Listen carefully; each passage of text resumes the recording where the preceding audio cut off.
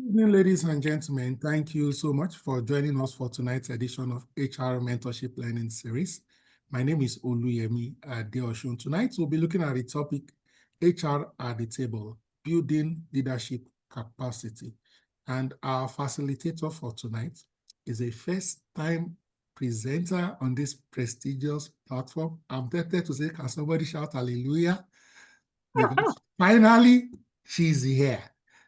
Her name is Ngozi Odukwe, and she's a dynamic HR leader with over a decade of cross-industry experience, known for silently bridging strategy and execution.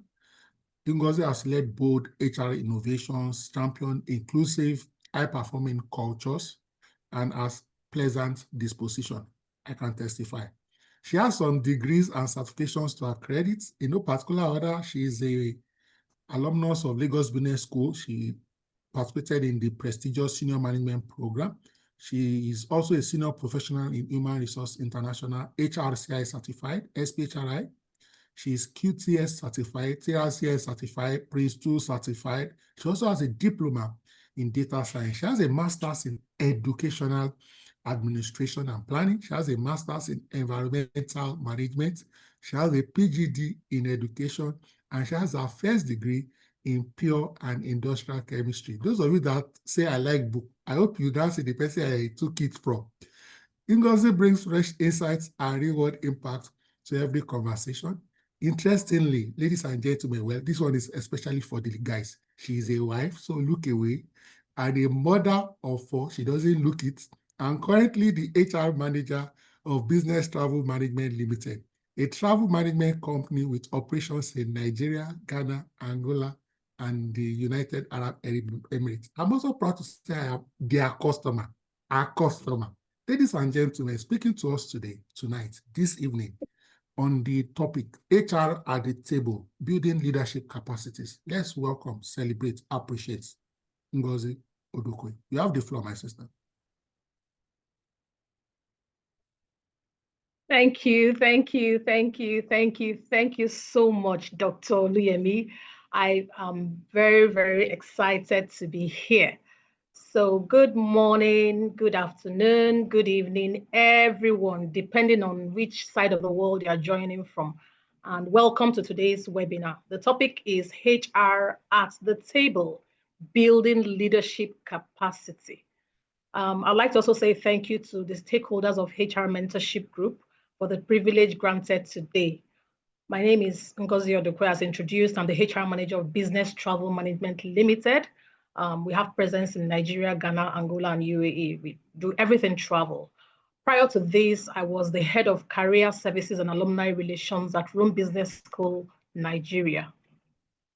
I'm delighted to facilitate this important conversation where we will explore how HR can move beyond support roles to becoming true partners, strategic partners in shaping leadership and organizational success. As we know, organizations thrive when leadership capacity is strong. My MD will always say that the fish rots from the head, which means that if leaders are not strong, there's a problem. Not only at the top, but throughout all levels of the workforce. HR professionals are uniquely positioned to influence this. But the big question is, how do you move from being seen as an operational enabler to being recognized as a leadership architect at the decision-making table?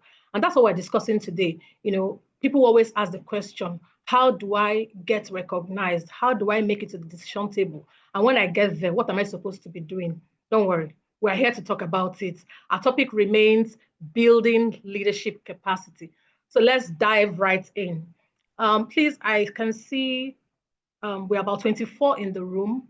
Please invite a friend to join today's discussion. The Zoom link, already we're aware of it. Please share the Zoom link so that people can join this conversation. All right, please, the more the merrier.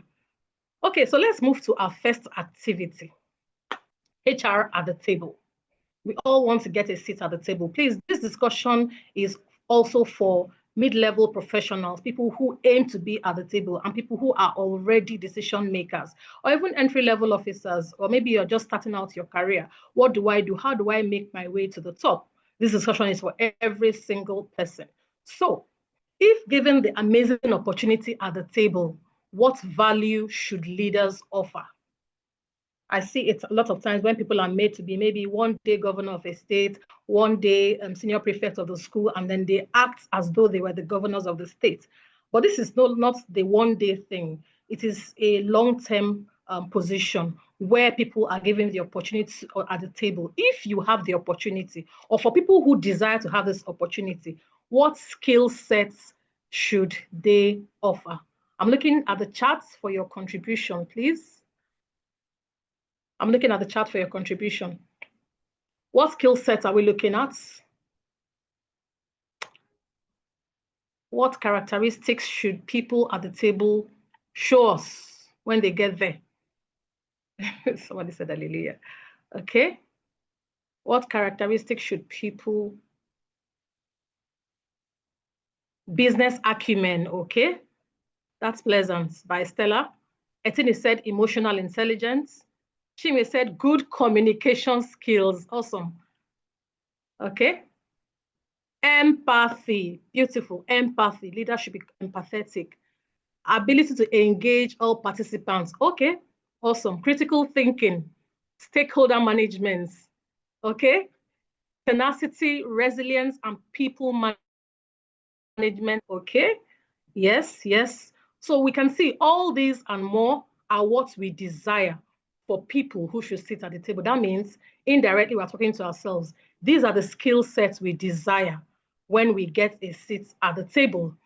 I hope I'm able to cover some of this. I can't take all, but I promise I'm going to take some of these contributions that we've raised today.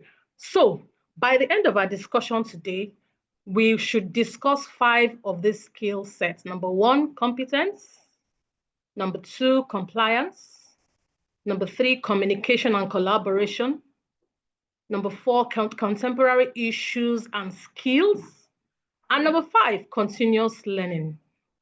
This is going to be an interactive session, and I encourage us to use the chat to share our thoughts, to ask questions, and to reflect on, how these ideas connect with our personal experience. Remember, leadership capacity isolation. I cannot be a leader if I am alone. Then it means I'm leading myself.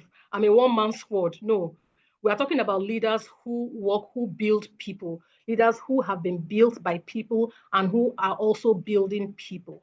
Therefore, for us to start displaying our leadership skills tonight, we will have to display it through dialogue, through collaboration, and through shared learning. So please, let's make this a conversation. Feel free to drop your thoughts in the chat as often as possible. We'll look through them either during or at the end of this conversation.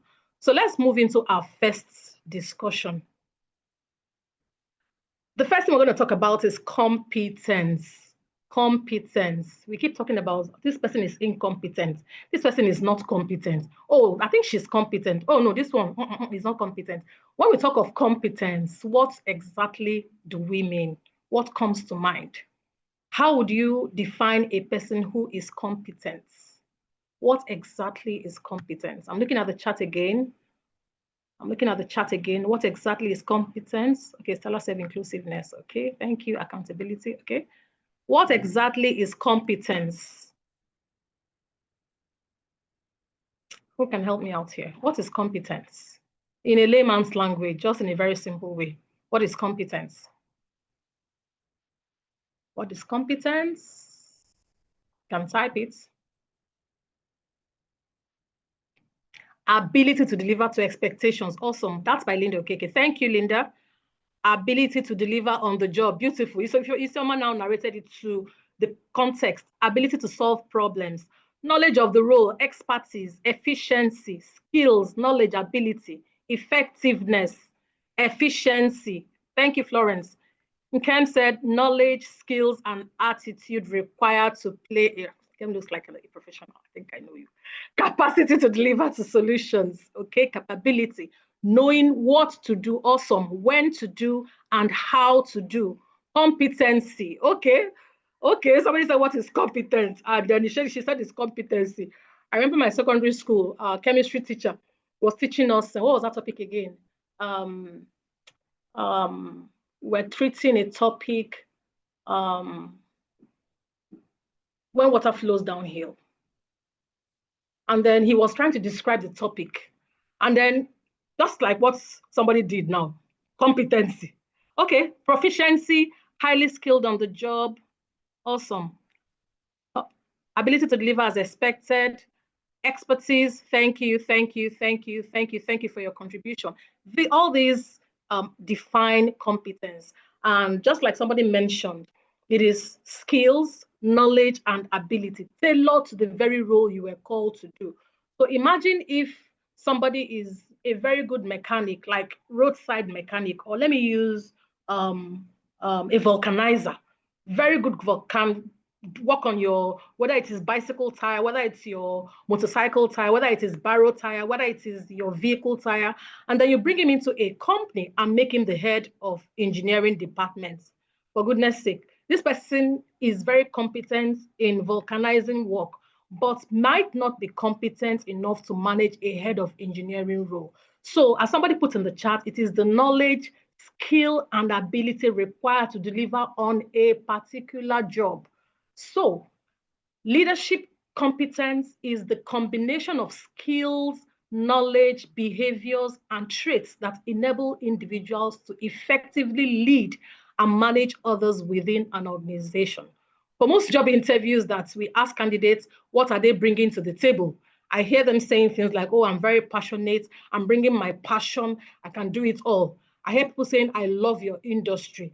And some people say, oh, I have the experience required on the job. All these are very good. But the duty of competence supersedes passion or love for your role or the organization or the industry. Let me repeat myself. You see, the duty of competence supersedes your love or your passion for your role or the industry or the organization. Imagine a head of HR or a CFO or a CTO or a head of procurement, who in essence has the capacity of an entry-level officer or a mid-level officer. What will be the result? Disaster. Outright disaster. You will hear stories instead of strategy. You will see excuses or finger-pointing sessions instead of brainstorming sessions. We will see allegations of negativity instead of accepting constructive feedback. The same thing too, we see passing the buck as against taking ownership. Some leaders are laissez-faire. Anything goes. These can happen when leaders are not competent. I hear a joke about a decision maker. I don't know if it's true or not. You can confirm if it's true. So this leader goes into a strategy session with one agenda: to sleep. Every session he goes into, he sleeps. And when he's called upon to air his view on what is being discussed, he will jump from his sleep and say, oh, I support the last speaker. And the discussion continues. On a particular day, he went into a plenary session with the same agenda: to sleep. He had even started sleeping before the session started. So he didn't know that he was the first to be called upon to contribute. And then he woke up from his sleep and the same thing: oh, I support the last speaker. Everyone started laughing. Sir, you are not there's no last speaker, you are the first speaker. So, oh, okay, I support the next speaker. These are the kind of things we see happening when we have people who are not competent on a particular role. Can I be honest with you, ladies and gentlemen? The observance team members already know who is competent and who isn't. I have my secondary school mates on this call, and it's something we discuss even till today. People that we taught us in secondary school that we felt they were not really too good on the job. That means as little as we were then, I'm talking about 25 years ago, all right? People, as little as we were then, we knew who was competent and who wasn't. The same thing happens in every organization. The people that you think you are leading, they know who is competent and who isn't. So all the defensive tactics, all the polished English, taking credit for people's work will not save the day. Let me add here also that years of experience does not necessarily translate to competence or capability to deliver. Years of experience on a particular role, you may just have done the same thing for 15 years, all right? So years of experience on a particular job does not necessarily equate to competence on the job. Without having a true understanding of the business or developing skills needed to move up the ladder as a thought leader, it doesn't equate years of experience as a competent leader. Without overruling the grace factor, I know that a lot of us landed into roles that we're not prepared for. We went for an interview. My first job, by the way, was like that. Straight from the classroom, I went for an interview. And then we had other people who were also interviewed alongside. And then we all spoke about what we intend to do, blah, blah, blah. And to my surprise, I was willing to be accepted as maybe a junior level officer. I was given a head of HR and admin. So that landed me on a head okay, let me not mention the year. So that landed me into a very senior role, even as young as I was in my career. What happened then? I struggled initially, but I knew that it required me to still learn more on the job. So without overruling the grace factor again, many of us will continue to land into roles that we're not prepared for. You may not know everything while starting out your career or while taking on a new responsibility, but the question is, to what extent have you grown beyond what you were employed with? Last week, I read a book on discernment by Robert Liardon. Robert explained how some have mastered the act of acting like hound dogs. They resume in a new place, they raise their shoulders high, sniff, sniff, sniff, start sniffing into people's personal affairs, going about with air of importance and imposing a lopsided view of what should be done, as against studying the new place, the people, the business, and then identifying how to add value. Humility matters a lot. Don't be a hound dog. Learn how to be competent. How should we be competent? How on earth? How should we build competence? It might seem like a lot needs to be done, but no single person can do so much. I would advise us to apply the Pareto's 80-20 rule on building competence. What is the 80-20 rule? It says that roughly 80% of consequences come from 20% of causes. Let me break it down. So applying this Pareto principle, it means that only 20% of your activities yield 80% of results, which means there are a lot of activities you do that take up 80% of your time, yet they only result to 20% of outcomes. What should you do? Identify those 80% time-wasting activities that do not yield much. Also, identify the 20% of activities that yield identify the 20% of activities that yield 80% of outcomes. Build your competence around those 20%. According to Brian Tracy, one of the best uses of your time is to increase your competence in your key results area. Ladies and gentlemen, one of the key ways to gain trust at the table, or even to get a seat at the table or to remain on the table, is to be competent. The next skill we're going to talk about today is compliance. Are we following, please? Are we following, please? Can anyone hear me? We are competently following you. All right, thank you very much, sir.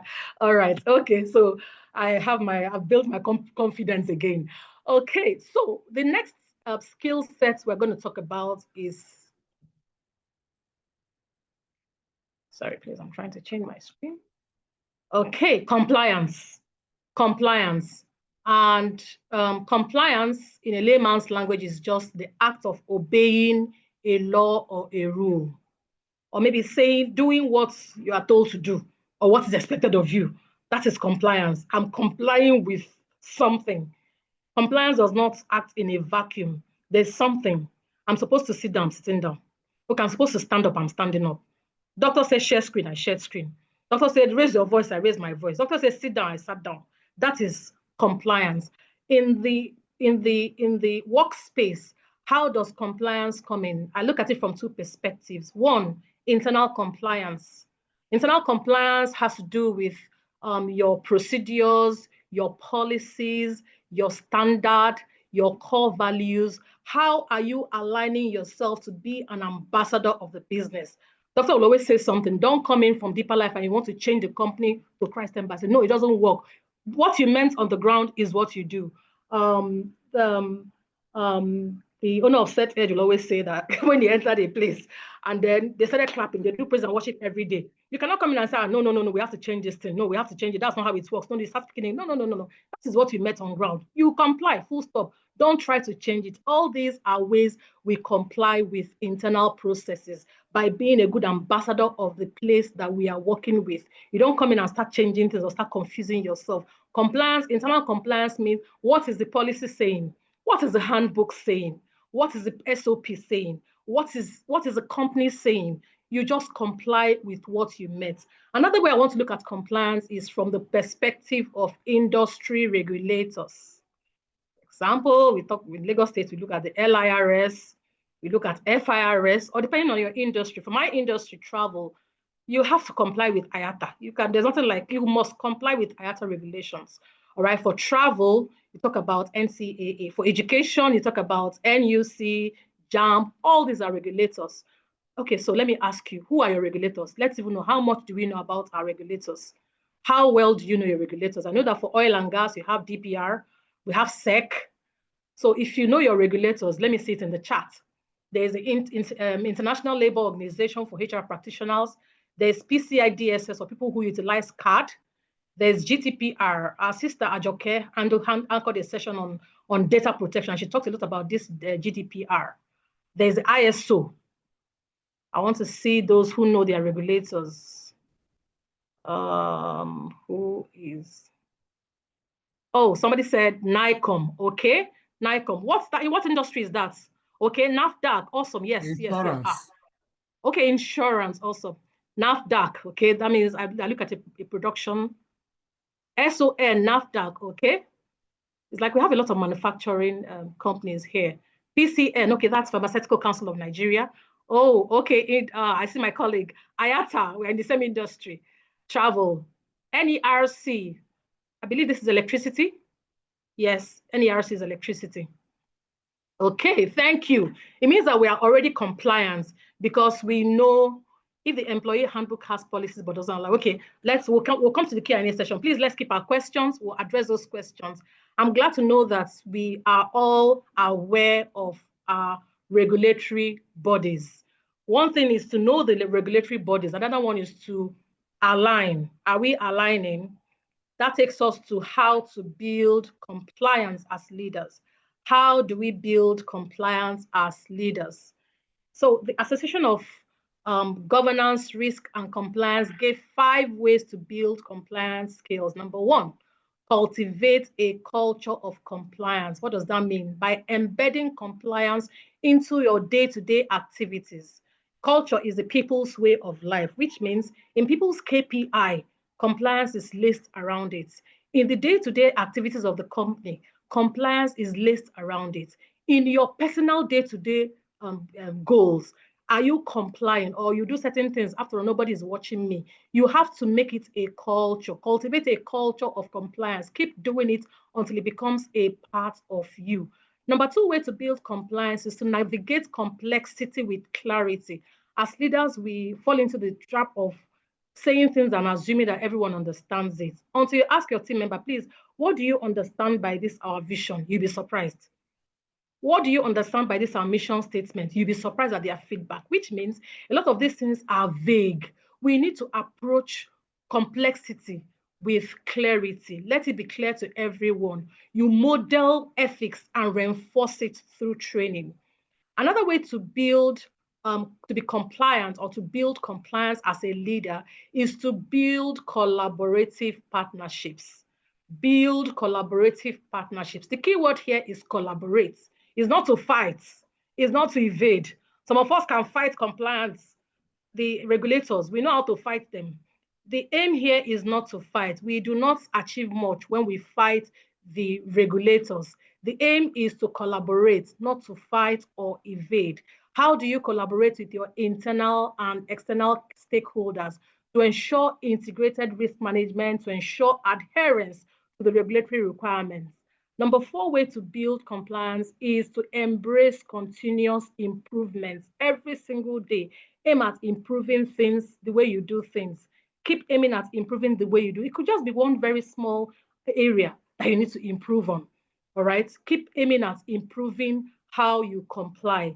If you did 50% today, aim at, okay, I'm going to do 75% tomorrow. Okay, I'm going to comply into 100%. Let's aim at continuous improvement. And number 5 way to build compliance is through resilience and adaptability.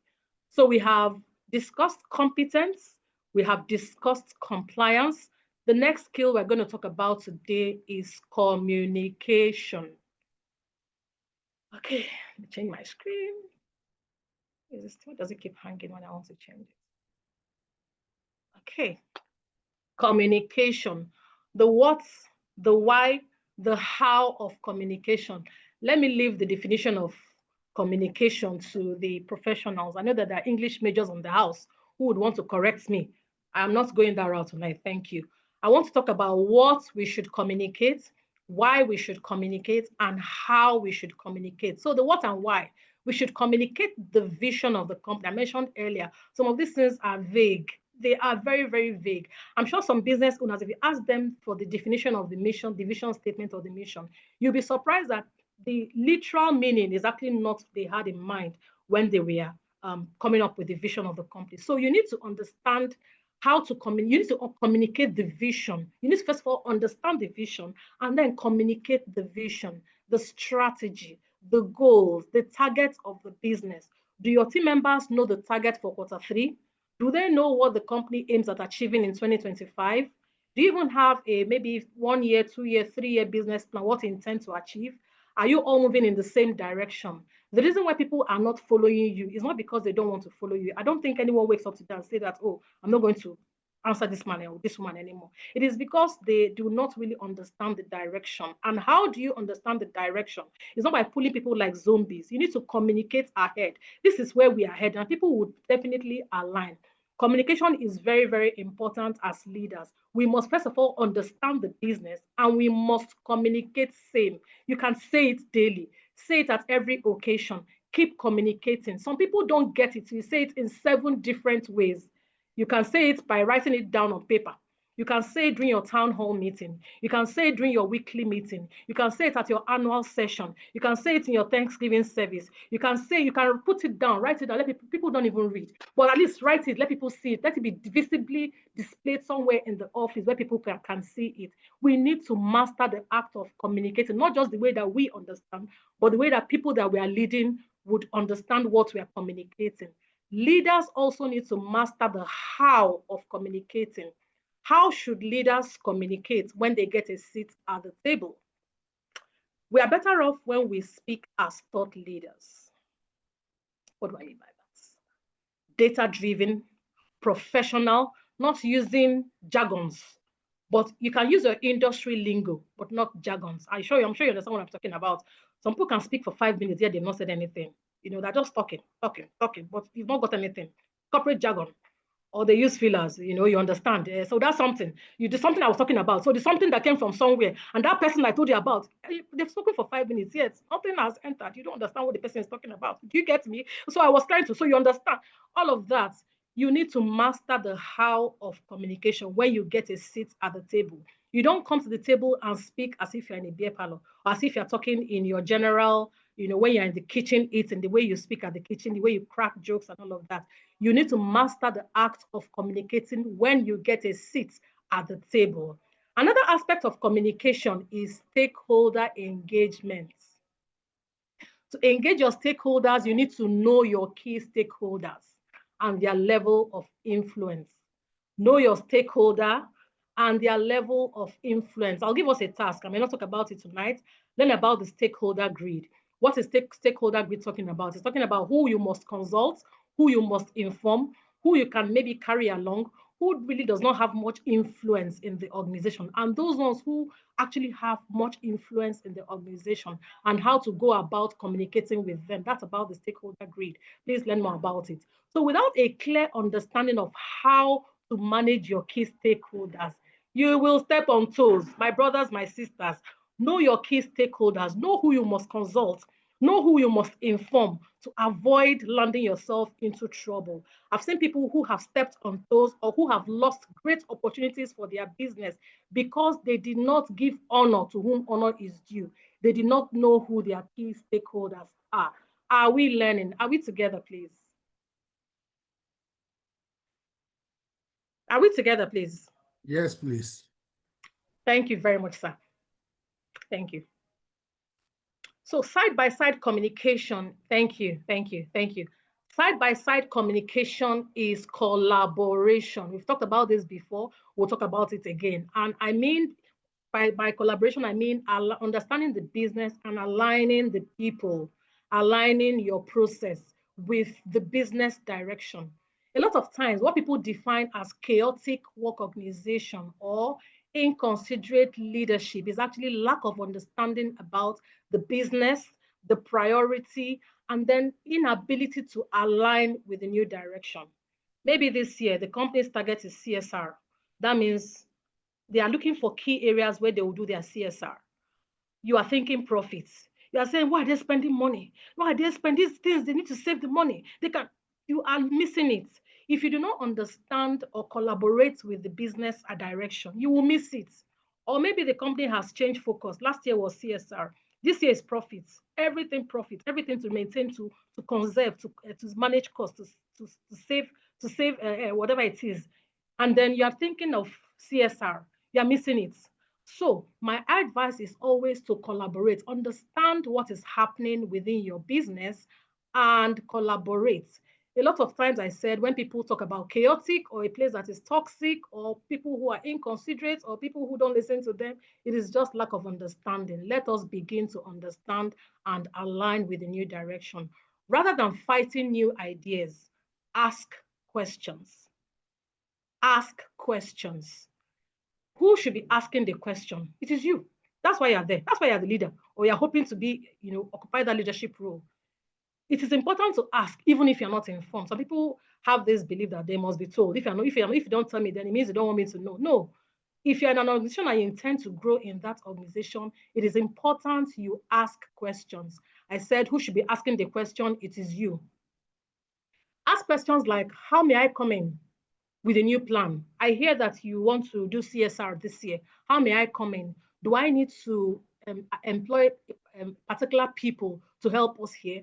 Okay, so since it's just a 1-year plan, should we now have just a 1-year contract for the staff we're employing this year, since it's a short-term thing? Because the skill set for CSR is different from the skill set for profits. You need salespeople to make profits, to increase your revenue. When it's CSR, is a different skill set. You can begin to ask, okay, since this is a plan that is going to run from January to December, do we need to employ maybe 5 or 6 people on contract, a 1-year contract? All right. These are questions you should ask. Don't assume you are sidelined. Don't assume your contributions are not needed. If they don't invite you, please invite yourself. You're welcome. So I'd like to talk to people who work in unstable environments too.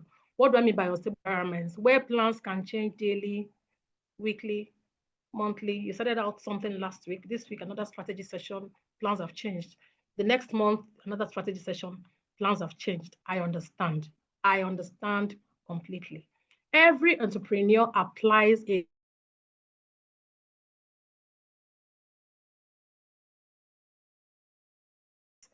the spark came and the leaders ran along. Think about the emergence of the light bulb, for example, the aeroplanes, the telephone, the emails. It started as a light bulb moment of one person. It was just one person. There was no strategy session before light bulb became invented. There was no brainstorming session. There was no roundtable discussion or committee meetings. The idea came and the inventors ran along, and then they allowed people who agreed with them.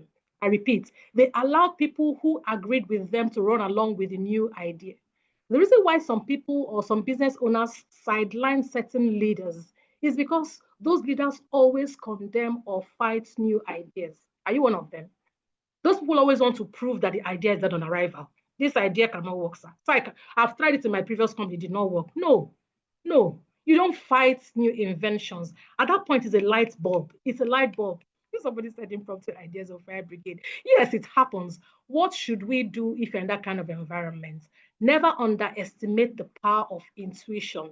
These intuitive scenarios play out in every organization. Maybe in yours, it may happen once in a year. Somebody is experiencing this thing every single week. In fact, sometimes twice in a day. So when it happens, some people call it disruption, while some say it's chaotic. Ladies and gentlemen, choose your battle.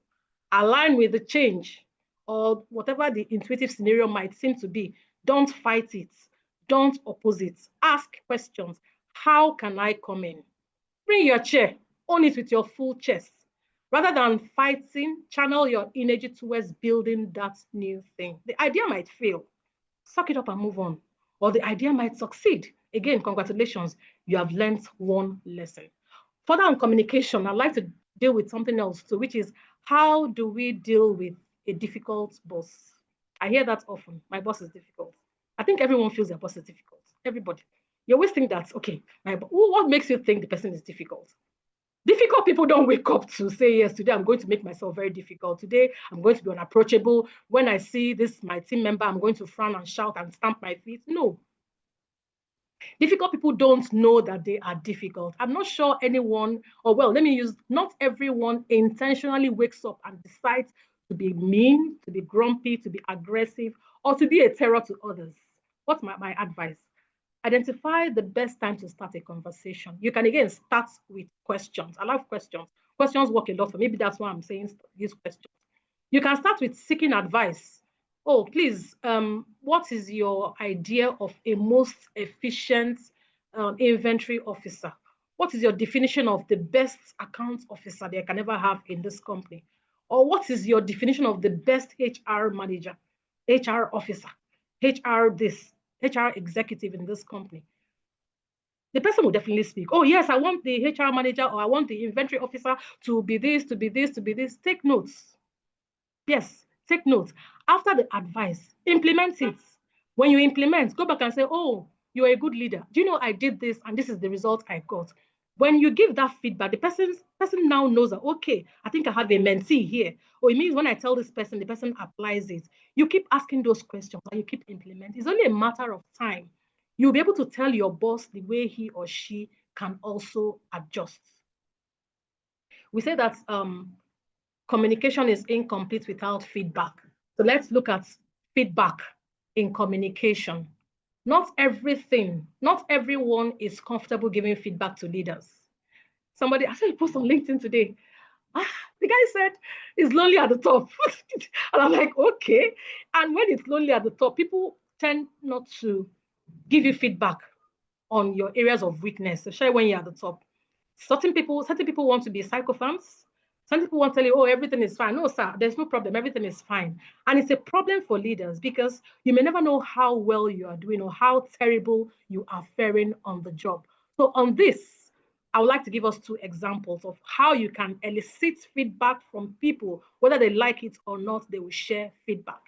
The first one is blind spots. We talked about blind spots at LBS when we had our SMP program. So my classmates on this call. So on that particular session, we're asked to reach out to our team members in the workplace and then tell them, okay, we are talking about blind spots today. Can you tell me areas where I need to improve? I'm not asking you for areas I'm doing well. No, you must tell me. Just tell me maybe one or two or three areas that I need to just improve. I did that and I was surprised at the feedback I got. When you get the same feedback from 2, 3, 4 people, know that it is an area you need to improve as a leader. And when I got that, I knew that the best thing I was to do was to align, to start looking for ways to change. And I kept getting back to them. Do you think I have improved in this area? Okay, so this is what I did not do well. And I think I want to do this. Do you think if I do this to be better? And I acted based on what they wanted me to do. You can do this as well. Periodically, maybe once in a year or once in a quarter, or don't make it too often, otherwise it loses its value. Maybe twice in a year. You can ask people, please, how do I improve? After all, one of our leaders asked his disciples too, what do people say of me? If our greatest of leaders can ask his disciples what people say of him, it is on us to ask our people, please, who am I? What do you think of what I am doing and how I'm leading the organization? Another way I try to get feedback from team members when there are serious issues to address about a situation. So I split the team into two. A general session, I split the team into two. Okay, team one, we have a situation on ground. This is a situation. Team one, I need you to identify 5 positives from this situation and how it can be harnessed. 5 positives, how it can be harnessed. Team two, we already know the negatives. Please identify the 5 unpleasant things that this situation has done to us, 5 negatives, and what we can do to address the situation. People will speak, people will give you points. All right. It now makes you to, by doing this, you are training people to always not only identify the weakness of a situation of a person, but also to identify the strength that can be further harnessed. Or sometimes I flip the situation, I flip the issue. When people meet me to complain on issues or on people, one-on-one discussions, HR this has happened, and I'm drawing attention to this. I'm very honest. Okay, no problem. Please sit down.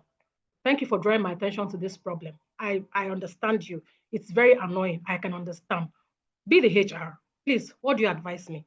What do you think is the problem here? Is this really the problem? Because sometimes the front side of the problem is not actually what is happening.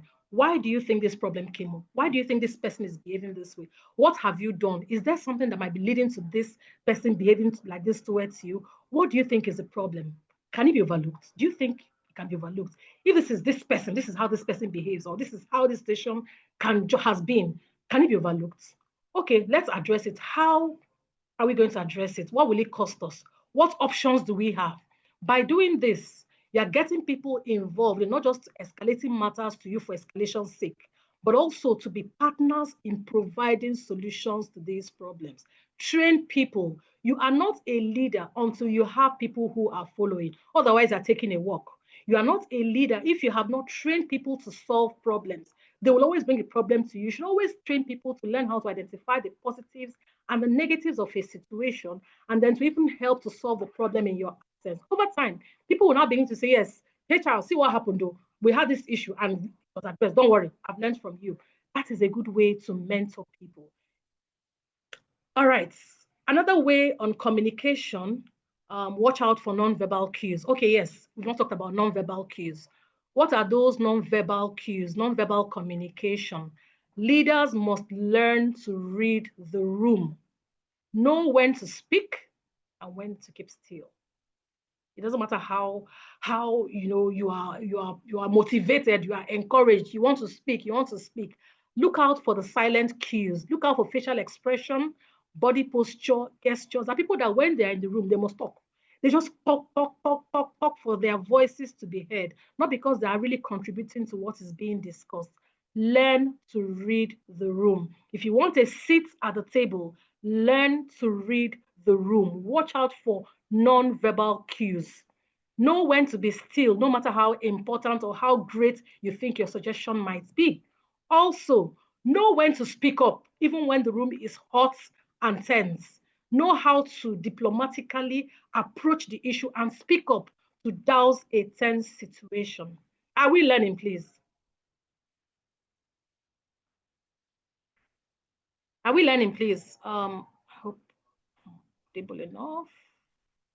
I'm looking at the chats. Please, if you think you've heard me. Yes, we are. Oh, beautiful, beautiful. Thank you very much. Thank you. Okay, so we've talked about competence, we've talked about compliance, we've talked about communication. The next C we will talk about is contemporary issues. Thank you, thank you, thank you. I can see your, okay, thank you, absolutely, thank you, thank you. Okay, so the next C we're going to talk about today is contemporary issues. We won't stay long on this. Our time is almost up. I'll try to run up in the next 5 minutes so we can take suggestions and take questions. So we're talking about contemporary issues and skills. What are contemporary issues? What is happening around you and how does it affect your business? To know about what is happening around you is not just about guesses. Oh, they said, no. There's a template that we already have to identify issues around you. Sorry. And that is PESTLE analysis. P for political, E for environmental, S for social, T for technological, L for legal, E for economic. All right. I think I've mixed it up. The first E is economic, the last E is environmental. The personal analysis, it helps you to know what is happening around your business. When you sit on the table, these issues will be raised. Are you aware? Can you contribute? In Igbo, we call them obalonkite okwu julonu. You have so many things to say, yet you cannot say it. Why? Because you don't think what you have to say is within context. You must you must master what is happening around you. For example, we have the wars happening in various countries of the world. We have the American policy, quite interesting. Maybe because I'm in the travel industry, we have the immigration rules now. America is busy, canceling people's visas, even when they have visas. America is, clamping down on visas, especially for Nigeria and for some other countries too. Are you aware? What's the implication to your business? Maybe you have people who must travel to a particular country at a particular time of the year, and you don't even know that they have stopped granting visa from Nigeria to those countries, and yet you are planning your next strategy session to be in that country. It can't work. How do you know why should you know what is happening around? Now we are talking about the new tax law. By 2026 January, everything you've known about tax is invalid. Every single thing you've known about tax is invalid. Are you aware? Are you working towards it? Are you planning for it? People in insurance industry too. There's a new insurance law. There's the SDG.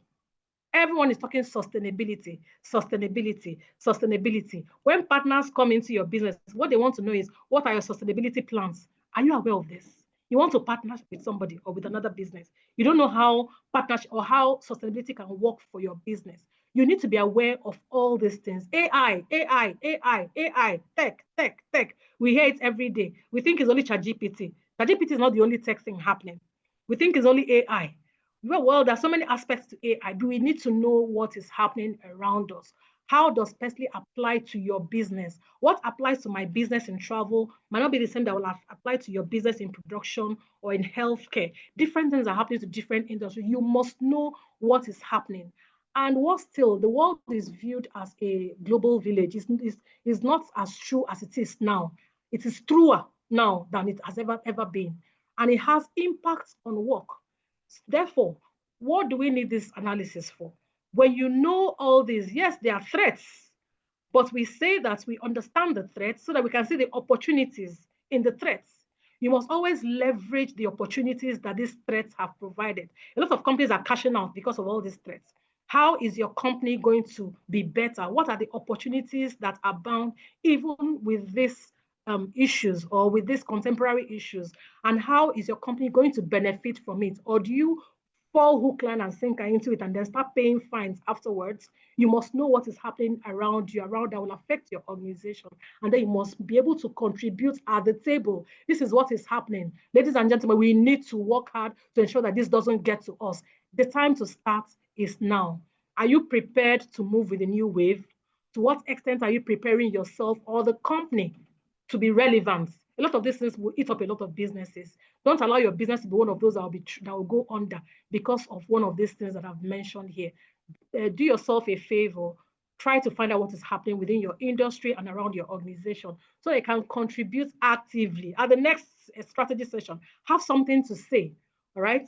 The last thing we're going to talk about today, I'm already eating deep into the Q&A time, is continuous learning.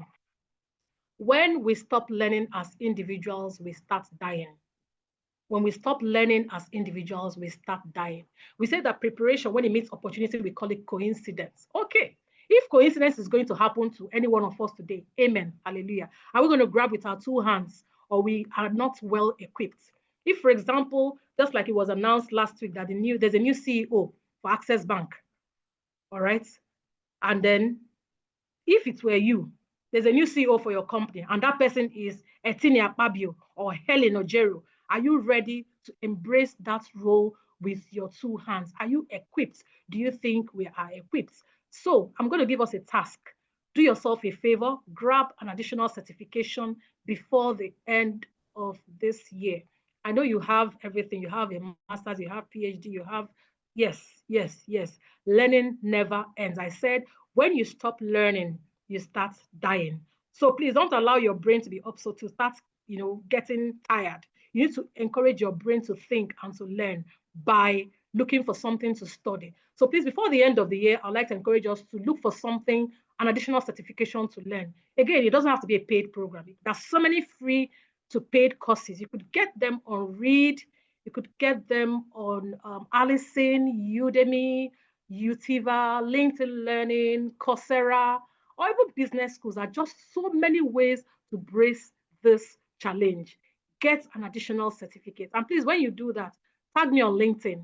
When you get a certificate, please tag me or a training. Tag me on LinkedIn. My name is Ngozi Odukwe. Just tag me on LinkedIn. I will help you to accentuate or to promote that certification you've got. Just search for Ngozi Odukwe. By the way, if you've joined this webinar tonight, I would like you to share your LinkedIn handles on the chat and let us follow each other. I hope we can get a minimum of 10 followers tonight per person. If you see any LinkedIn handle on the chat room, please request for connection, or follow the person. Please don't miss this opportunity tonight to gain at least 10 new followers.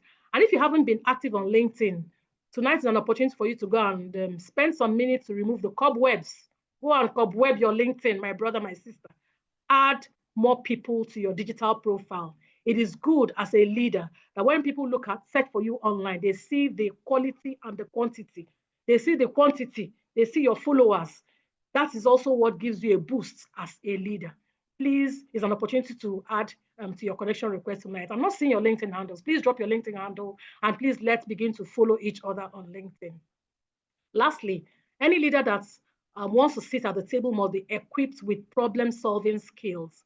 You must know how to solve problems. How do we solve problems? You must know the root cause, have a root cause analysis. What is the problem? Identify the problem. A lot of people know what the problem is. They know the problem, but unfortunately, they end there. They know the problem, they assume there's nothing they can do, they don't do anything, they don't document, they don't seek counsel, they just end there and complain and label the company or the people as toxic.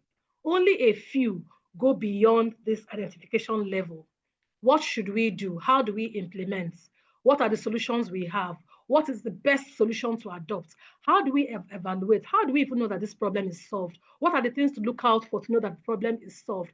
Now, if we choose this solution, how sustainable is it? Is it something that we can do and then within 1 week the problem comes back? Is it something we need to do for 1 year and the problem is tackled? What option should we exactly adopt? That is how to solve problem. Look at the solution. Is it sustainable for the people? Is it sustainable for the business? What is the impact on the bottom line? Is it sustainable for the environment? Now we're looking at the people, we're looking at the environment, we're looking at the organization profit. Whatever solution you want to adopt, what is the impact on the organization? When you do that, then you are actually ready to solve problems. We say that problem-solving skills is one thing leaders should have. Are you a leader? You must learn how to solve problems. John F. Kennedy said, leadership and learning are indispensable to each other. You must learn and relearn and continue to learn. In conclusion, I wanted us to take a poll, but no, we can't do a poll tonight. Of the 5 C's we've learned tonight, which one do you think is best for leaders, HR leaders at the table? Which of the 5 C's do you think is the best for leaders? I'd like to see your comments in the chats. We're rounding up now, so we're ready to take your questions. Which of the 5 C's do you think is best for leaders at the table? Now that you've heard about competence, compliance, communication, contemporary skills, and continuous learning. Okay, so let me rephrase the question. Which one appeals to you mostly? And which one are you going to start changing or start doing or start adopting from today? Let me put it that way. Which of the skills of these 5 are you going to start adopting better after today? So in conclusion, the need for leaders to have a seat on the table cannot be overemphasized, especially HR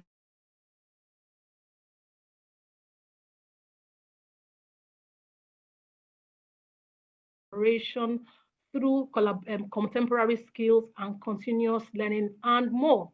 The table is set when the HR bring in all these 5 and more. My prayer is that we will be bold to rise up to this challenge. May we never be found wanting. Thank you for your time. Thank you very much. Thank you, Doctor. So I'll stop here and then we can take questions. Thank you. Wow, that was fantastic. Fantastic. Thank you so much. Thank you. 5 C's. Thank you so much. Thank you so much. Thank you, Indeed, Doc. a masterclass. Thank you, Doc. Back in the days, you just needed 5 C's to get I'm admission to the university. Thank So, so if you'd like to ask a question, Yeah. share your thoughts around this subject matter, contribute, please raise your hands. We'll enable you to speak. All you need to do, please, is raise your hands and we'll enable you so that you can share your thoughts, make your contributions. I see plenty people here today. Great to see you, about Chisholm. Long time. Thank you for joining. Please say something, share something. All right, I already see a hand up. Ifeoma, you can now unmute and make your contributions. Thank you for indicating your interest. Hello, good evening, everyone. Thank you so much, Madam Ngozi Odukwe. I honestly, I actually did enjoy this section. I was on my way back from work from when you started, and I have been so glued. I've learned a lot. However, at the beginning, when you started, you had actually mentioned that when you join an organization the first time, you are to build on what you met on ground, not necessarily to review anything. And then my question is, if you just joined as a as a HR leader, and then of course you look at the employee handbook or the code of ethics that they have at the point when you joined, and you find out that some of the internal policies actually do not align with labor. Maybe it was ignorantly put together, at the time they did, and you find some policies that actually contradict with labor law, and being very well informed that if your internal policies don't align with labor is actually null and void. It's almost like dead on arrival. However, the management is not aware because they are not professionals. They don't understand as much as you do understand.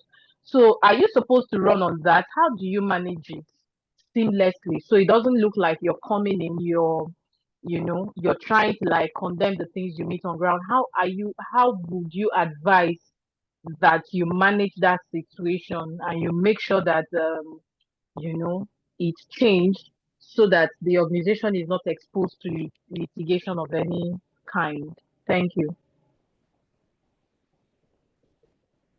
Okay, thank you very much for that question. I'll let Doc respond to this question.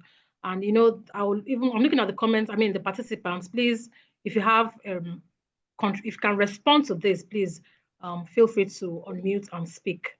Doc, please, you can assist to answer the question. All right, thank you for putting me on the spot. Even though I'm just learning about the 5 C's today, and you want me to use part of it to answer the question. So generally speaking, when you are new in any setting, okay, environment, workplace, even residential, what you do is you do what we call scanning. And she gave us one very key tool or technique for scanning, which was the PESTLE: political, environment, social, technological, economics, and so on and so forth. Now, when you scan, the first reason why you are scanning your environment is for awareness and also for understanding. Now, when you scan and you get awareness and you get understanding, you can now come up with a roadmap, short-term, medium-term, long-term. You may initially know that, oh, I want to change this, I want to change that.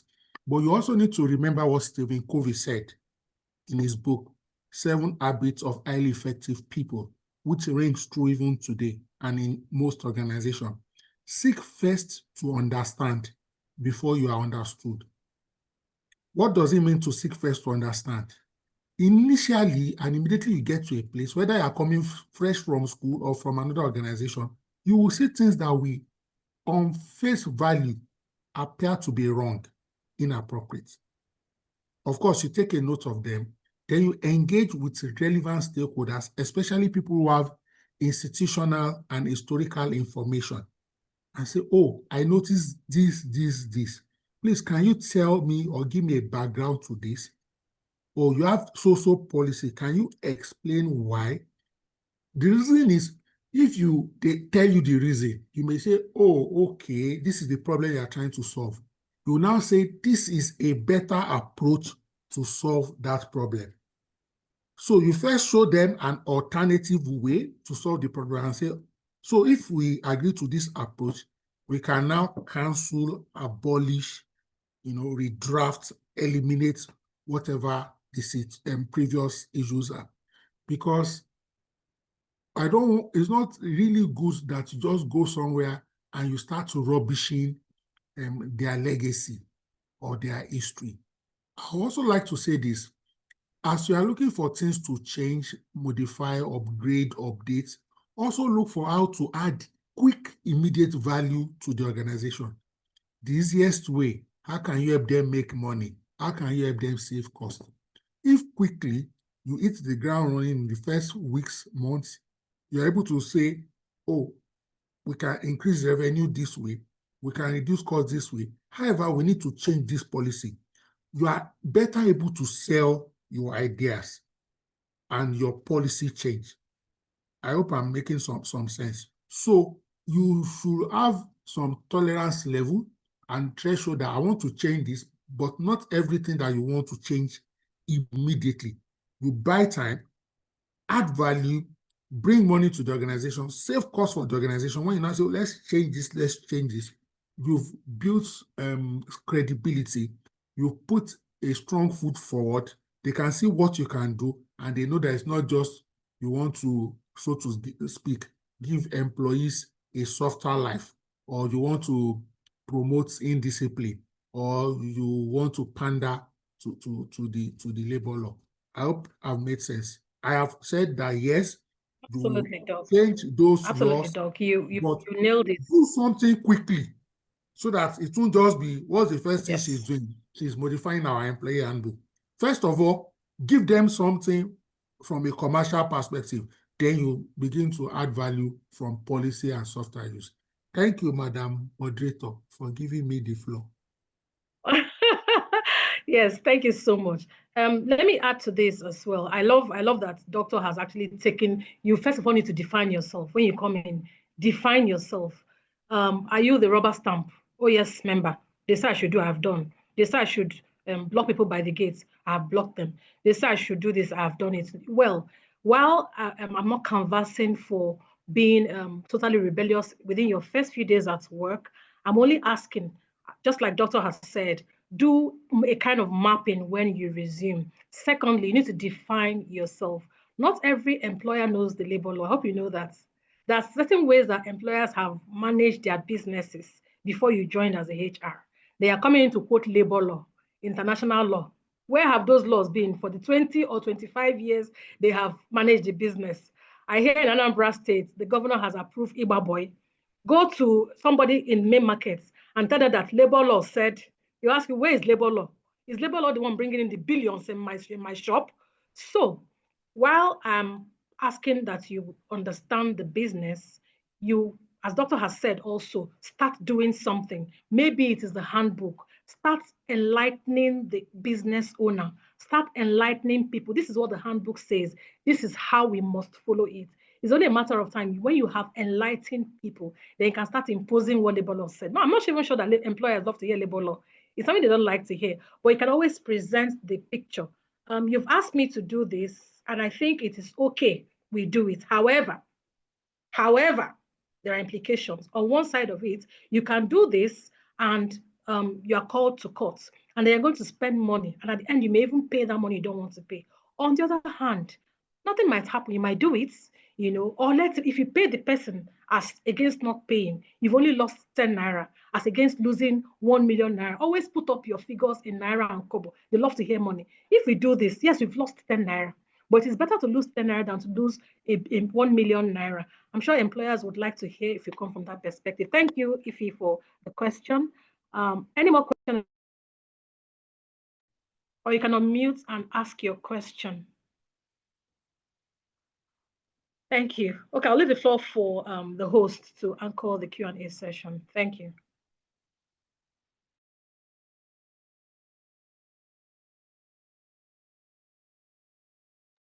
All right, thank you so much. It appears that there are no more questions. I can't see any hands up.